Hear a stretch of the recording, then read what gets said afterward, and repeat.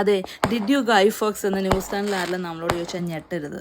നിങ്ങൾ പടക്കം പൊട്ടിച്ചോ fire works ചെയ്തോ എന്നൊക്കെയാണ് അവരുദ്ദേശിക്കുന്നത്. അപ്പോൾ ഇതിൻ്റെ പിന്നിലെ രസകരമായൊരു കഥയാണ് ഇന്ന് ഞാൻ നിങ്ങളോട് പറയാൻ പോകുന്നത്. ന്യൂസിലാൻഡ് ഒരിക്കലും ബ്രിട്ടീഷ് കോളനി ആയിരുന്നു എന്ന് എല്ലാവർക്കും അറിയാമല്ലോ അല്ലേ. പക്ഷേ പിന്നീട് സ്വതന്ത്ര രാജ്യമായപ്പോഴും അവർ കംപ്ലീറ്റ്ലി ആ ഒരു ബ്രിട്ടീഷ് റൂൾ റിജക്റ്റ് ചെയ്തില്ല. ഇപ്പോഴും ഒരു കോൺസ്റ്റിറ്റ്യൂഷണൽ മൊണാർക്കിയാണ്. അതായത് ഇപ്പോഴത്തെ ബ്രിട്ടീഷ് രാജാവ് ചാൾസ് മൂന്നാമൻ ന്യൂസിലാൻഡിൻ്റെ ഒഫീഷ്യൽ ഹെഡ് ഓഫ് സ്റ്റേറ്റ് ആണ്. ഇതൊരു simple of tradition and history ഒക്കെയാണ്. റിയൽ പൊളിറ്റിക്കൽ പവർ എപ്പോഴും ന്യൂസിലാൻഡ് പാർലമെൻറ്റിന് തന്നെയാണ്. അതുകൊണ്ട് തന്നെ ബ്രിട്ടനിലെ പല ട്രഡീഷൻസും ന്യൂസിലാൻഡിൻ്റെയും ട്രഡീഷൻസ് ആണ്. അതുകൊണ്ടാണ് നവംബർ 5 ഗൈ ഫോക്സ് ഡേ ആയിട്ട് സെലിബ്രേറ്റ് ചെയ്യുന്നത്. ഈ ഗൈ ഫോക്സ് ഡേ എന്നാന്ന് വെച്ചാൽ 1605 ബ്രിട്ടീഷ് രാജാവായിരുന്ന ജെയിംസ് ഒന്നാമനെ വധിക്കാൻ ഗൈ ഫോക്സ് എന്ന വ്യക്തിയും കൂട്ടാളികളും ചേർന്ന് ഗൺ പൗഡർ പ്ലോട്ട് എന്ന പേരിലൊരു ഗൂഢാലോചന പ്ലാൻ ചെയ്തു. പക്ഷേ ഇത് എക്സിക്യൂട്ട് ചെയ്യുന്നതിന് മുന്നേ സ്ഫോടക വസ്തുക്കളുമായി രാജകൊട്ടാരത്തിൻ്റെ അണ്ടർഗ്രൗണ്ടിൽ വെച്ച് ഗൈ ഫോക്സിനെ പിടിക്കാൻ സാധിച്ചു. അതുകൊണ്ട് തന്നെ രാജാവ് വന്ന് രക്ഷപ്പെട്ടു. ഇത് ജനങ്ങൾ സെലിബ്രേറ്റ് ചെയ്തത് പടക്കം പൊട്ടിച്ചും പിന്നെ ബോൺ ഫയർ എന്ന് പറഞ്ഞാൽ നമ്മൾ ഈ +2 ടൂർ പോകുമ്പോൾ ക്യാമ്പ് ഫയർ ചെയ്യത്തില്ലേ, അതുപോലെ ഇങ്ങനെ തീ കൂട്ടിയിട്ട് കത്തിക്കുന്നതാണ് ആനിമൽസിൻ്റെ ബോണൊക്കെ വെച്ചിട്ട്. അത് ശരിക്കും ബ്രിട്ടനിലെ ഒരു ട്രഡീഷനാണ്.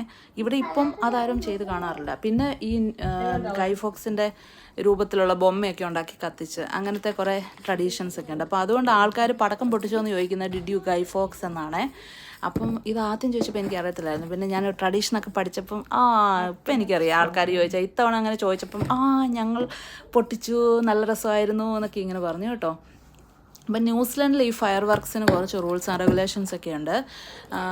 നവംബർ 5 ഗൈ ഫോക്സ് ഡേ. അപ്പം ഒരു വർഷത്തിൽ ആകെ 3 ദിവസമേ ന്യൂസിലാൻഡിൽ ഫയർ വർക്ക്സ് വാങ്ങാനും വിൽക്കാനും പറ്റത്തുള്ളൂ. അതായത് നവംബർ 2, 3, 4 തീയതികളിൽ.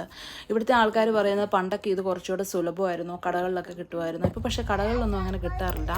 ഇത് വിൽക്കാനുള്ള റൂൾസ് ആൻഡ് റെഗുലേഷൻസ് ഒക്കെ പാലിച്ച് അതിൻ്റെ ലൈസൻസ് ഒക്കെ എടുത്ത് ഇങ്ങനെ സ്റ്റോളൊക്കെ എത്തി വഴി കൂടെ ആൾക്കാർ വിൽക്കുകയാണ് ചെയ്യുന്നത്. അപ്പം ഇതെൻ്റെ ലാൻഡ് ലേഡി മേടിച്ചത് $110 കേട്ടോ.